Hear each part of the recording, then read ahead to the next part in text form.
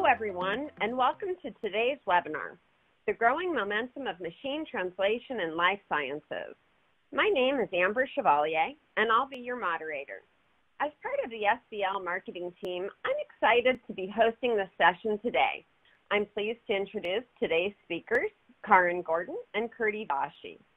Kaarin is the Senior Vice President for SDL's Global Life Sciences business, where she brings over 20 years of executive experience enabling brands to use technology to improve their clients' customer experience, realize competitive advantage, increase customer lifetime value, and improve profitability. Kirti is a distinguished language technology evangelist at SDL and is a 20-year localization and language industry veteran. Kirti has helped build and develop successful multilingual and digital marketing solutions for some of the largest global brands. Together, Kaarin and Kirti will share their extensive knowledge today of linguistics in life sciences. They'll explore neural machine translation and how life sciences' high information sensitivity and complexity impacts today's content explosion. Before I hand the mic over to Kaarin and Kirti, I do have a few housekeeping items that I'd like to cover about this presentation and the BrightTalk webinar platform. First, today's webinar will be available on demand after the live session, and it is accessible through the same link you're using now. Next, we would love to hear from you during today's presentation. So if you have a question for our speakers, please feel free to send it through the Ask a Question tab at the bottom of your player. We'll be answering questions at the end of the session. If we don't get to your question during today's webinar, we will be sure to follow up afterwards. And last, we'd like to encourage you to share today's webinar with your social networks.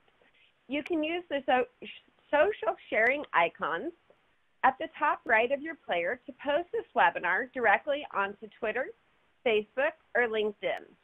So let's get started. I'd like to kick things off by welcoming Kaarin and Kirti. Kaarin, over to you. Thanks so much, Amber. And welcome, everyone. So there's an explosion of global content across the enterprise, regardless of industry. And because of this, there are significant volumes of multilingual content that need to be processed and understood. There's an increasing amount of private and confidential information being inadvertently exposed to public portals because of easy access. And organizations also need to rapidly expand the scale and volume of information sharing across a global workforce.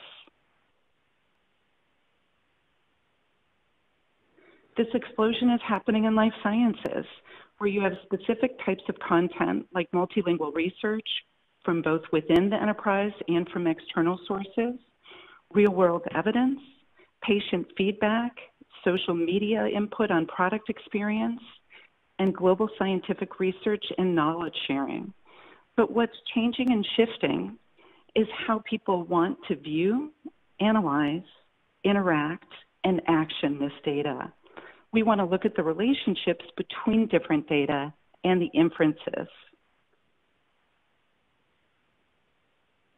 And no one's expecting this explosion to slow down anytime soon. And not only is this expected to continue, but it's also expected to get more complex.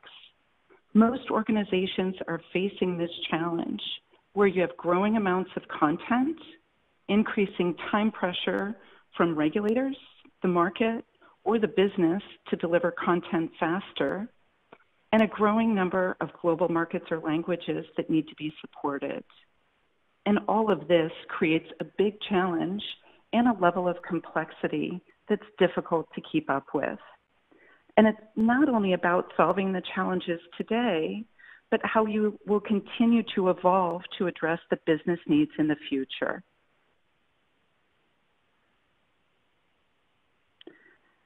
And so what is linguistic AI? And while these subjects are normally contained under the Natural Language Process acronym, at SDL we see this as three distinct kinds of language data-related machine learning problems.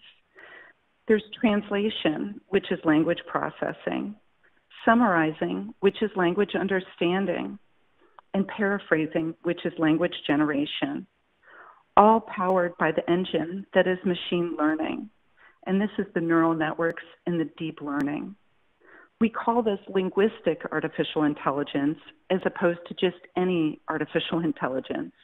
And in the AI community, translation is considered among the most challenging problems that AI attempts to solve.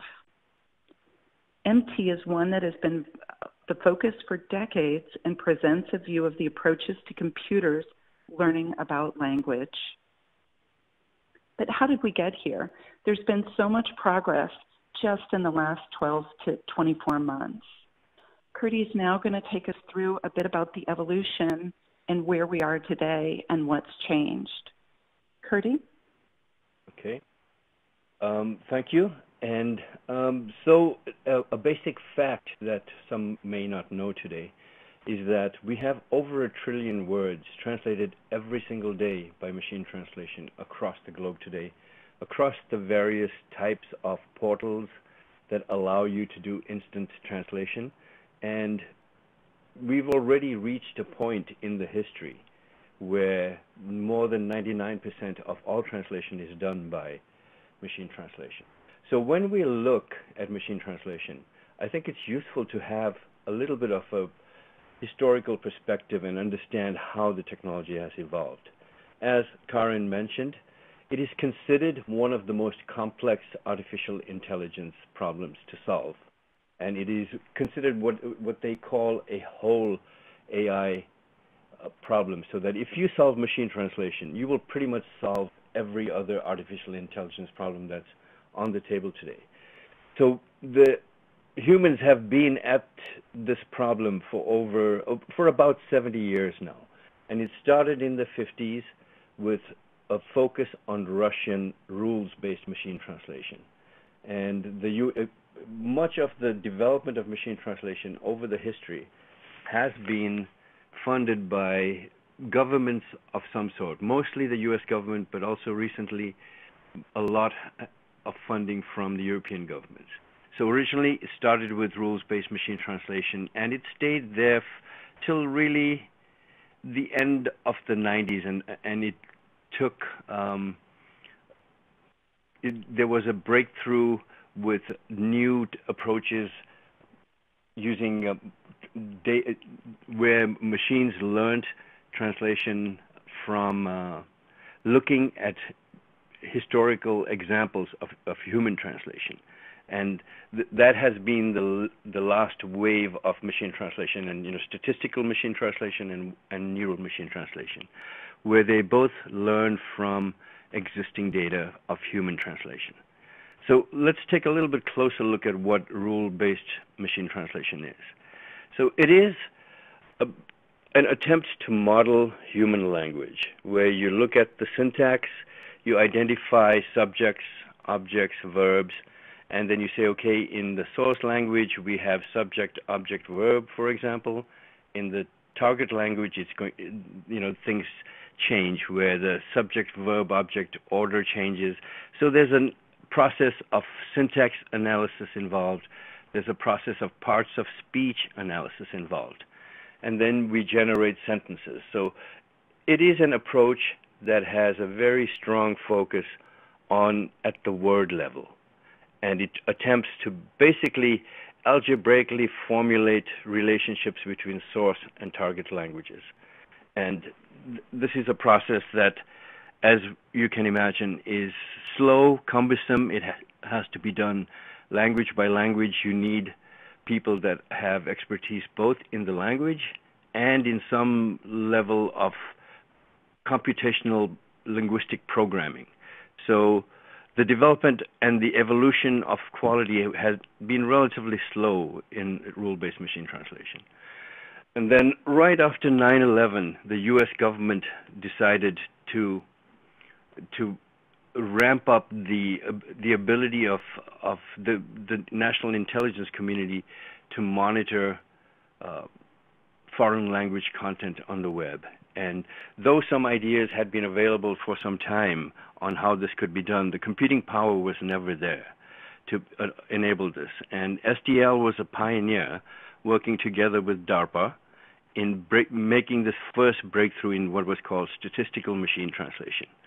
And this was something that was triggered by the 9/11 incidents, and it was an attempt to try and raise the quality of national security intelligence in the analyst community, because they wanted to understand what kinds of dialogues, what kinds of conversations were happening within the Arabic web.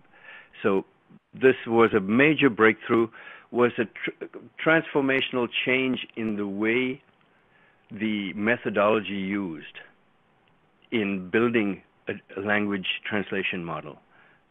And to have a little bit better understanding of what it involved, what you needed to make this happen was you needed translation memory. So you get as much translation memory as possible. You gather dictionaries, you get all kinds of user feedback as well from what machine translation, how machine translations have been corrected, and you use that to determine how a source sentence can be translated into a target language by just looking at hundreds of thousands of hundreds of millions, if possible, sentences of previously human translated data to find the translation parameters. And so that gave you some level of accuracy in the machine translation methodology. And then to get fluency, you go and look at monolingual data in the target language. So you look for as many examples as possible of how standard English is written. So, for example, in the example on the screen right now, you have a Chinese to English translation system that is being modeled, and you see that you build a statistical profile on these translation parameters, and then once you've got some sense of what the words might be, you use monolingual data to tune the system to and produce a natural sounding sentence. And so we move from words to phrases, so sometimes and the way these systems tended to work was it found bigrams and trigrams. It broke sentences up into little chunks and made them, map them together. But what we saw in the last few years, there were breakthroughs in several areas. One is that it became much more possible to find large amounts of data. And, we hear the term big data used commonly in the linguistic area. Data has always been a challenge, trying to find as much translation memory as possible. But now, because of the sheer volume of web content on the web, it is possible to find much more data. And because the community has been at it for now almost 70 years, we have repositories of data that are much more valuable and much more useful in the continuing development of the technology. A second major thrust that enabled us to improve the technology is the sheer improvements in computing power. We have the kind of processing that is needed by artificial intelligence technology is something called parallel processing. And it needs what are called GPUs, graphical processing units, and which are much more expensive, but much more powerful for the kind of analysis that is needed in artificial intelligence applications. And also there has been, because of so much research in the area, there's been a number of breakthroughs in the kinds of algorithms being used. And you can see that when we talk about artificial intelligence, we really are talking about three separate things, and sometimes there is some conflation involved in the process. So artificial intelligence is the overall umbrella, and it is basically a computer program that can sense, reason, and act, and sort of present an intelligence-like behavior. So it's the umbrella term. But essentially what is involved is we have specialized algorithms who look at data and find specific kinds of patterns in the data that are useful mostly in knowledge types of work. So, you'll see the terms machine learning, which is the means by which artificial intelligence systems are built. It typically means we show you lots of data, learn what is important in there, learn the most important patterns. Many of the breakthroughs have come from the image area. So, Google had millions of photos up on their web, and they were trying to annotate it through a human process, and they saw that at the rate the photos were coming in, they would never get done. And so they started attempting to do different things, and they said, okay, here we have 1 million photos with cats in them. Let's apply a machine learning process to that and learn what cats look like. And then let's bring these 10 million new photos and let's find all the cat pictures from that. And, essentially that was the process by which this happened. Deep learning is the manner in which the machine learning is applied. So the deeper you go, the more mysterious the pattern is, it is just a deeper application of the machine learning applications.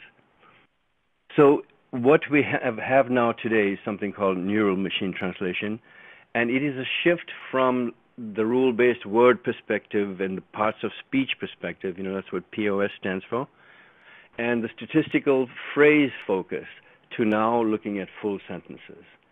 And as they started applying these deep learning algorithms to the translation memory that we had available, we found that we were getting astonishingly good translations out of the system. And the learning on the system was the best we had seen in many years. And so you see that what neural machine translations enables is a computer to acquire semantic and contextual knowledge because it's looking at the whole sentence. So because it looks at a sentence, it understands how things relate, and it has it's in some way a deeper semantic understanding of it. When the chunk of data that the computer looks at, it's what neural machine translation also does is it converts words to numbers, and you have words that are made into mathematical vectors, and these vectors are then can be translated into another language and in whole sentences. And because we're looking at the sentence level, you're finding that it's doing most often a much better job. And what we've found in the few years that neural machine translation have been around, so really they've only just been released in the late 2016, but already they have changed the view on machine translation dramatically, because we're seeing that it improves a lot of the word order issues that we used to see, dramatic improvement there, and huge improvement in the quality and the fluency of the sentences that come. And at SDL, we have tested output from our neural machine translation engines, the latest ones, where our own expert translators have been unable to tell whether the sentence came from another human being or whether it came from a machine translation.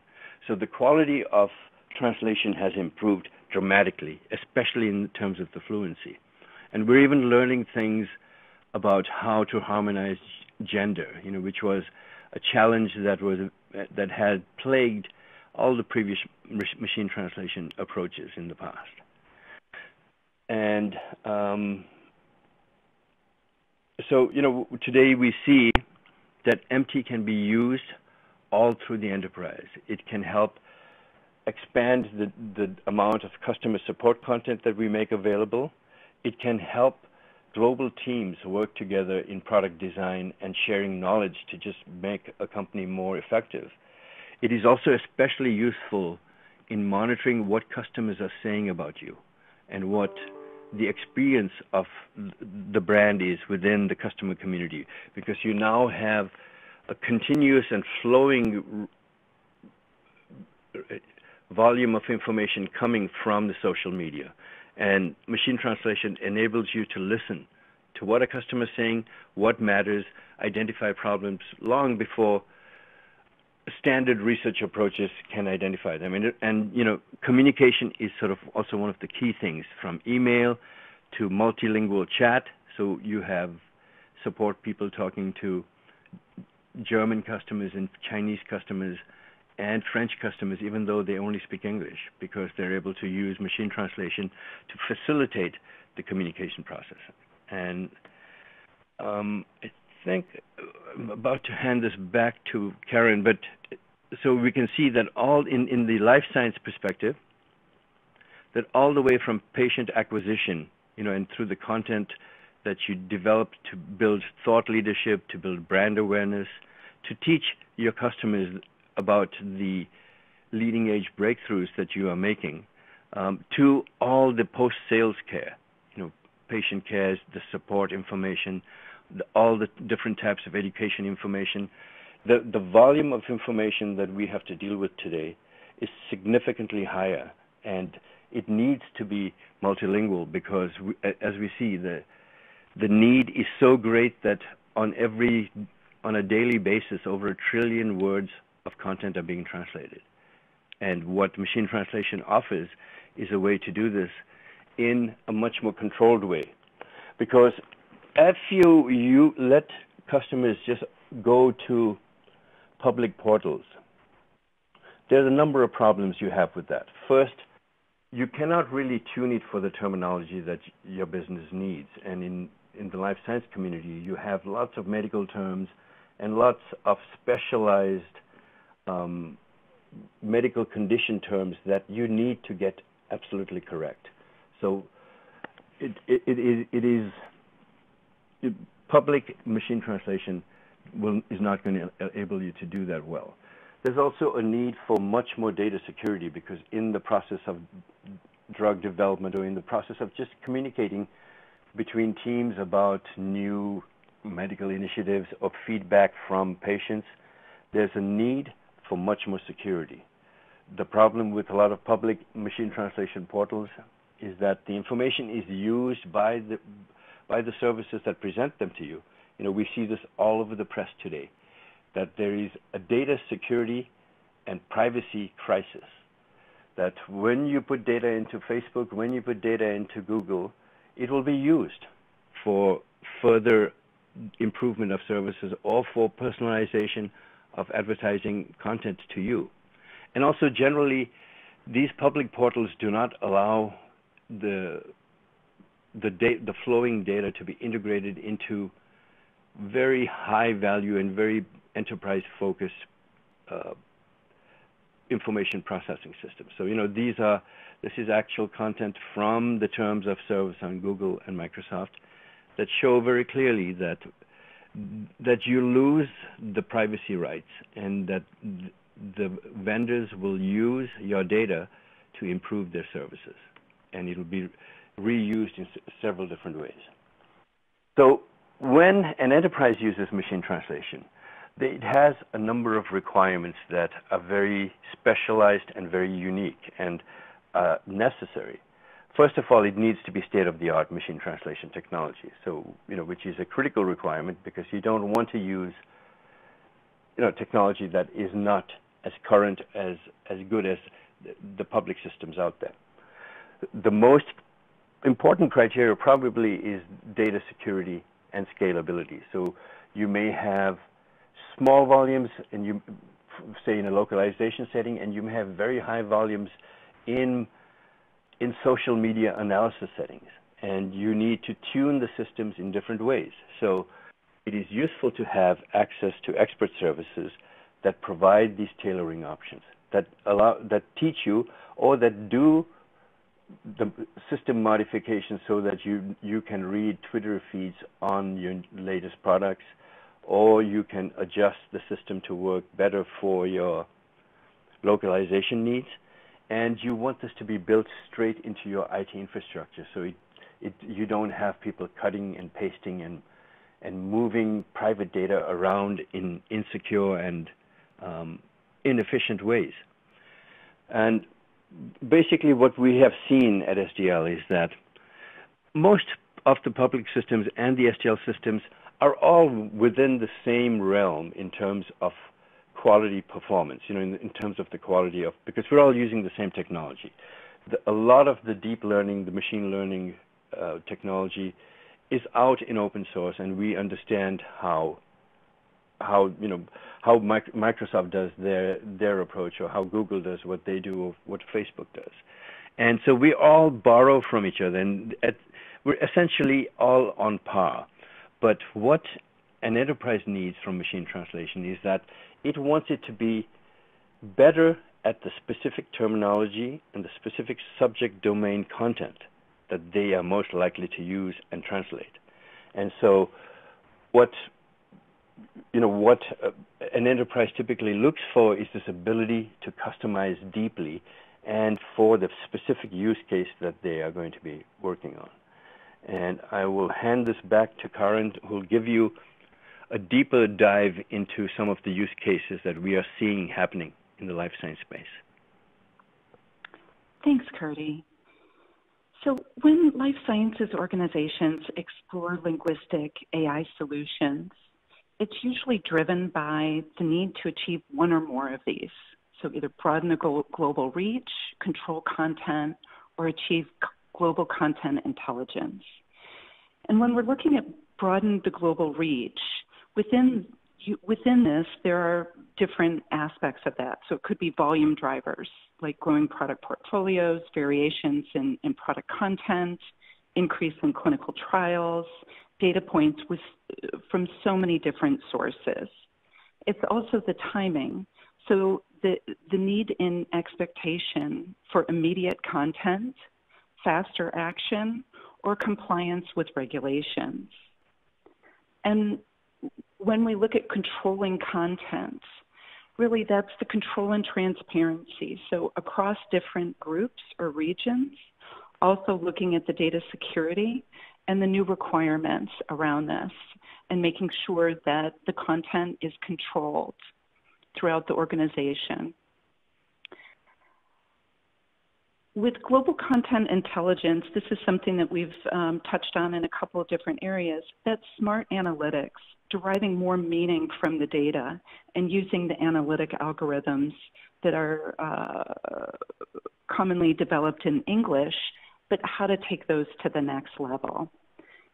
And so when we look at different use cases, there were a couple that we wanted to highlight today. One is around regulatory labeling, or the dossier submission content, social media and surveillance, technical customer support, and pharmacovigilance.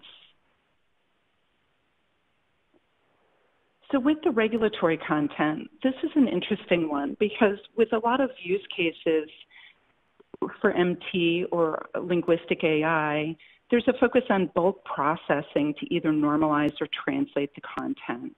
But in this case, but with the regulatory dossier submission content, that's not necessarily the case. So first, for the variations, this is only concentrated pieces of text that have changed, and it's also a very high pressure time situation. Because templates are followed here, there's a very clear structure, and this structure is mirrored with the training material that then enables or renders a higher quality output with neural MT. But there's also an interactive part of this. So at the end, by the reviewer, would be looking at this in the reviewing environment and can look at it and make decisions. So it's not necessarily the bulk processing. You've got smaller chunks of content, but because of other elements here, it lends itself to neural MT and a higher quality output. The second aspect to this are the new marketing authorization, the new market authorizations, and really, from a different point of the variations. So that there are elements that can't be touched because the regulators have defined these pieces or they're legally binding. So those need to be locked or blocked so they aren't impacted by the MT engine. And what's left is the new content, where the MT is then used as a processing tool to help speed the process and help facilitate that. This second part, this is also applicable and can be used and is used with multiple types of content. So this could be used with clinical, marketing, or training, but wanted to just separate those two parts.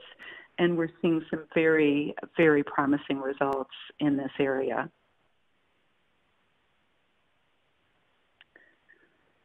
For social media and market surveillance, the challenge here is how to digest massive amounts of social media data into a format that can be analyzed and actioned quickly and effectively, but now do it with multiple languages. And typically there are a number of inputs from different areas.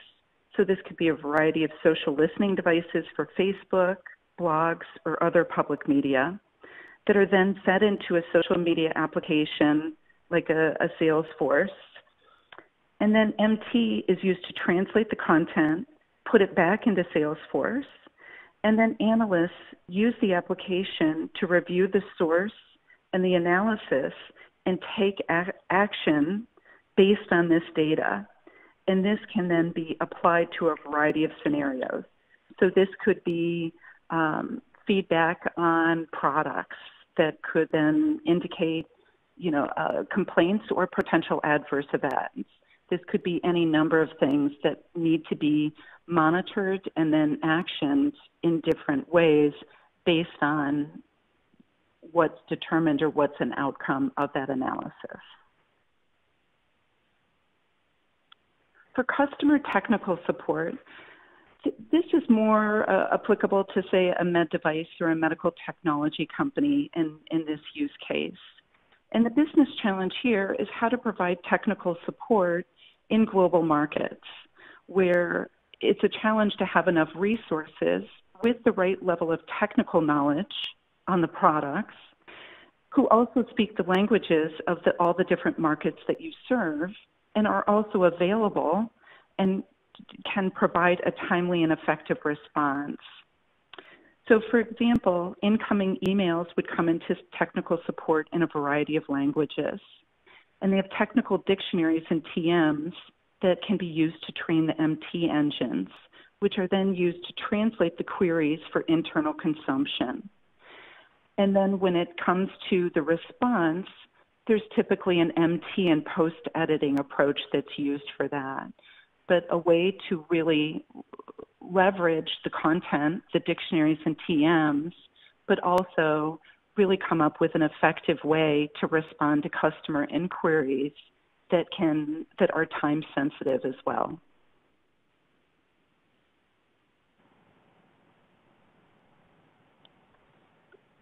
Pharmacovigilance and adverse events. This is an interesting one. And there's a collection of reports that come in multiple formats.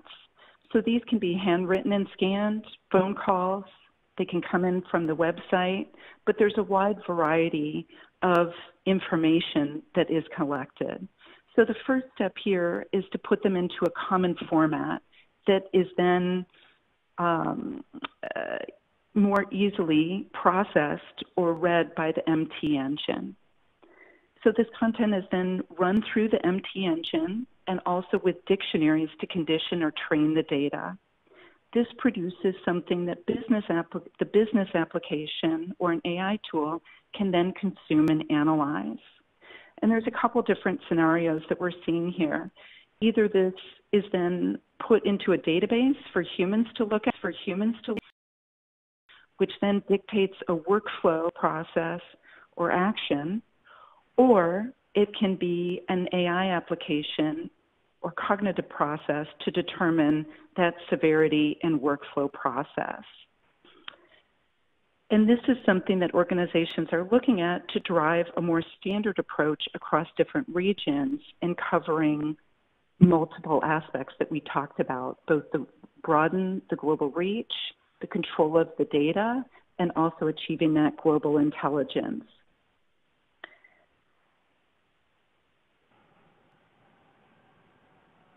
So what's clear today is that the life sciences industry can gain business advantage through the use of MT and linguistic AI. And there's so many different areas that organizations are exploring, and wanted to just give you a taste or an example of a couple different areas that are being very actively explored and used today. But this is going to continue to evolve and strengthen as MT continues to look at other use cases in the organization. And a couple of different things here. We had talked about really taking the content and putting that in a consumable format. So taking data that used to be more challenging to work with and giving that meaning that then insights can be derived from that. This can then be used for signal detection via social media. Also the triage. So if you think of triage for quick identification and then curation for selecting the ones or the pieces of content that are the most important or that you need to flag and will follow a different workflow process. And then also MT and text mining together will enable the enterprise to process multilingual real-world evidence and also generate real-world data to inform all different phases of drug development, commercialization, and drug use. And so there's so many different ways that MT can impact life sciences.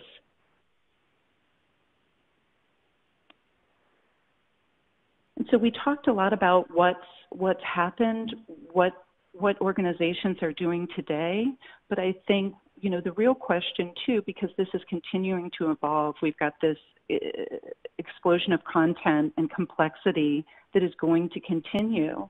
And so I think the question is, what challenges in your content ecosystem can you solve with linguistic AI to help address a business challenge, do something more effectively, and really look at this innovation and how you can best leverage it for your organization? Amber, over to you. Yes, thank you so much, Kaarin and Kirti, for a very timely and interesting presentation. As a reminder to our audience, today's webinar is available on demand, and it is accessible through the same link that you're using now. Next, we'd like to hear from you. If you have a question for our speakers, please feel free to send it through the Ask a Question tab at the bottom of your player. So we have received some questions during this presentation, but if we don't get to your question today, please know that we will be sure to follow up with you afterwards. This is the time to enter your questions, so please do so now.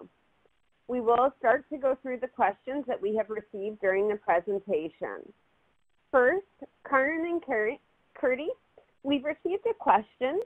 We are currently managing large amounts of content that needs to be updated or modified, even if it's not being done in real time.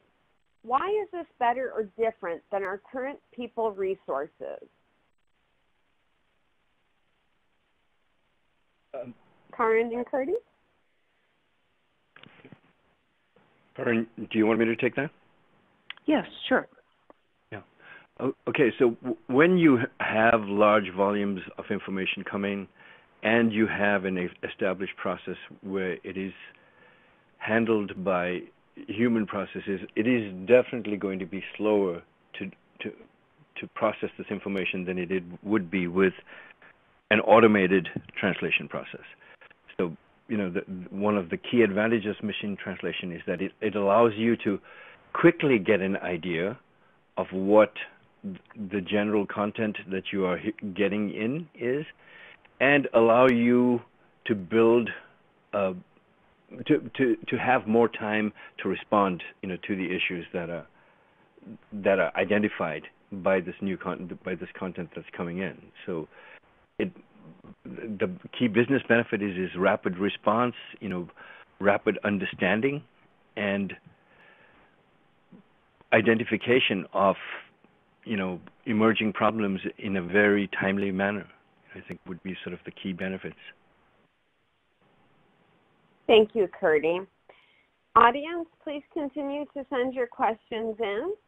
Our next question, Kaarin and Kirti, we have existing systems that we are married to. How does machine translation work with those systems that are part of our business today? Kaarin, I'll take that one as well. The machine translation systems today tend to be built and embedded into business workflows. And most of the enterprise experience that SDL has in particular is with embedding systems into an existing, high-value business workflow that involves multilingual data. So the systems are designed to be, with APIs and with the kind of integration framework needed to be able to fit it into an existing, workflow that involves lots of multilingual data. And it is very much part of the enterprise friendliness that we present. So we'll digest the most common types of file types, which are office productivity, PDFs, text, HTML, and process them in an efficient way so that you can send them back into the systems where they exist, or where your users don't even really need to know, that it's going through machine translation. They just, as soon as it sees foreign language data, it presents it to the user in the language of their choice. Thank you, Kirti. I believe this question is for you as well. What does change management look like for implementing machine translation? Well, I think there are two key issues that an enterprise needs to consider when you engage or when you consider deploying machine translation at enterprise scale. One is an analysis of the data ingestion process.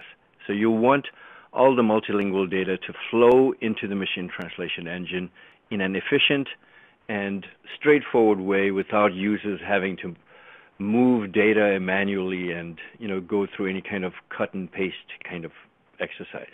So you want the data ingestion process to be smooth. The second key issue is that most enterprises have very specific terminology and domain focus.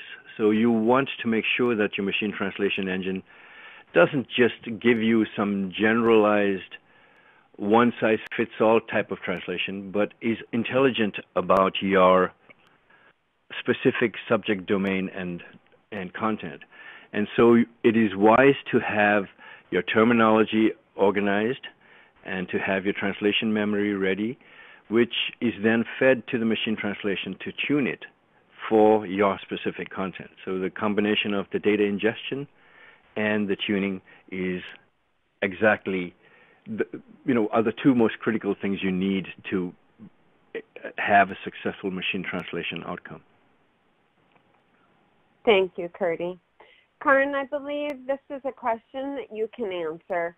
Our users are naturally interested in where we've done this before or any use cases that you may be able to share.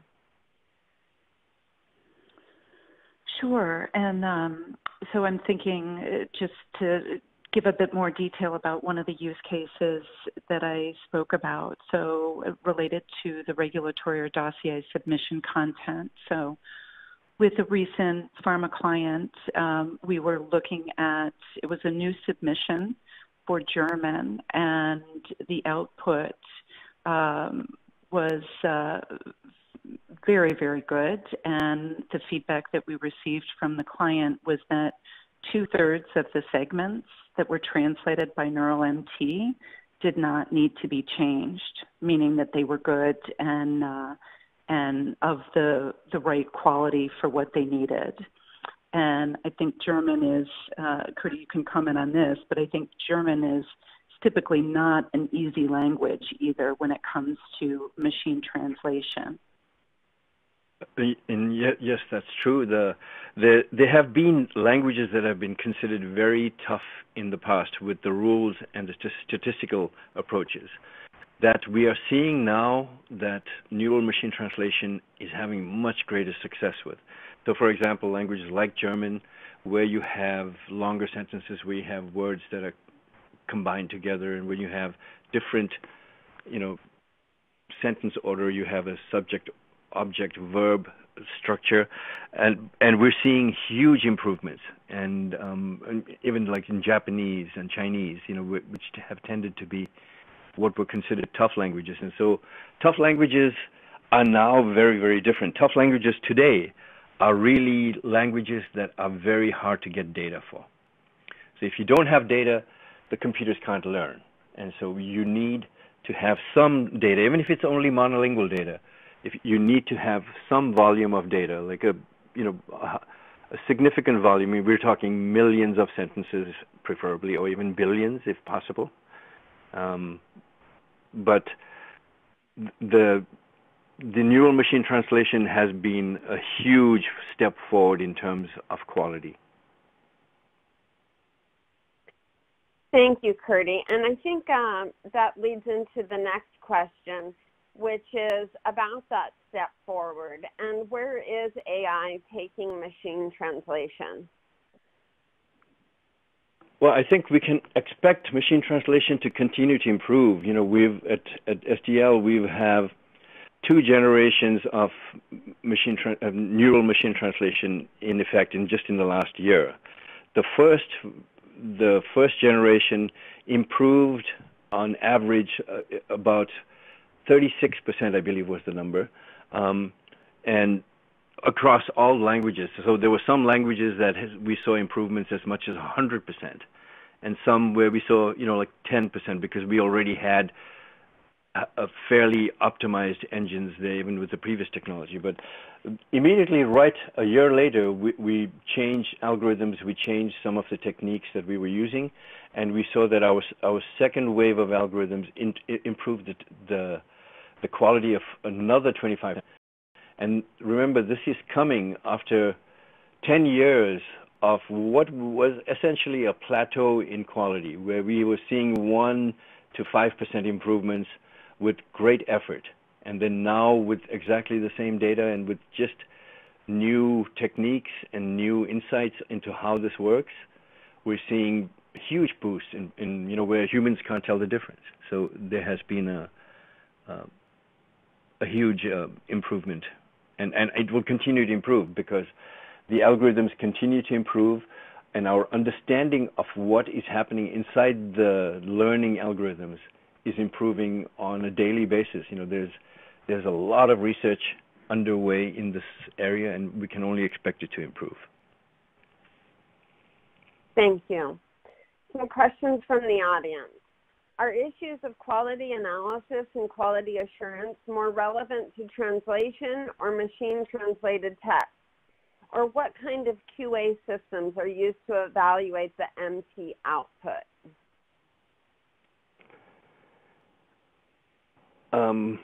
Well, the quality assurance and analysis processes are always related to specific use case.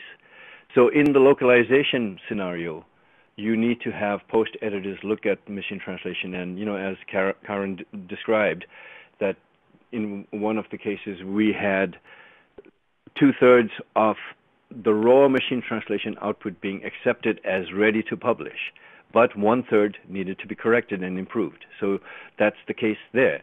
When you're looking at social media content, you're trying to understand and identify, perhaps you're trying to use it as an early warning signaling mechanism. There, the quality assurance is done up front, where you say that, okay, are we getting enough understanding of, like, let's look at it, here's 1 million Twitter feeds, a Twitter tweets, and we want to understand what is the general sentiment about, say, an experience with a new drug. And thus, you can get a sense without having perfect linguistic translation. So it's going to be related to the kind of application you have. There are some kinds of applications where you have to have much more thorough quality assurance, quality assessment processes, and there's other use cases where raw machine translation is very, very valuable in identifying, that, okay, we see 1 million tweets, we see that 70% of them are positive, but there are 30% negative. And of those 30% that are negative, the most significant side effect they're talking about is nausea. And so let's research that. And so maybe it triggers and steers the research into much more meaningful and much more informed ways. And I think that this is the value of machine translation. Thank you, Kirti. Another question has come in about machine-translated text. What kind of text, what kind of QA systems are used to evaluate machine-translated output?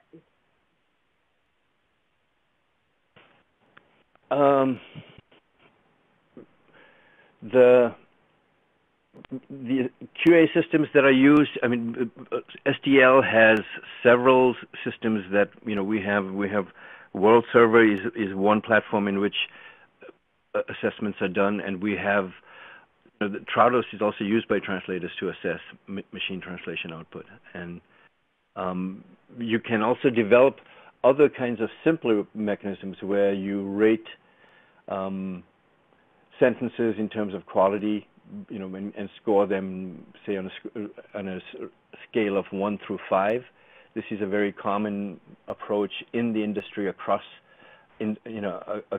many different applications as a way to assess the overall quality. So when we look at machine translation, we're not looking at individual sentences typically. We're looking at 100,000 sentences, or we're looking at 1 million sentences, and what is the average quality is what we're trying to assess. And so if you have a scale of 1 through 5, where 5 is perfect human translation equivalent, and 1 is completely not understandable, there are companies that establish like meaningful levels over time by saying that, okay, this is a 2.7 or this is a 3.2.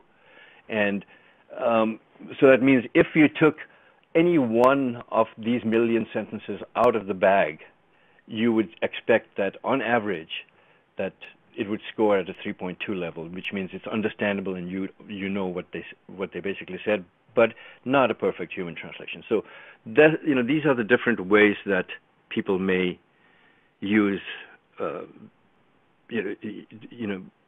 make these kinds of assessments.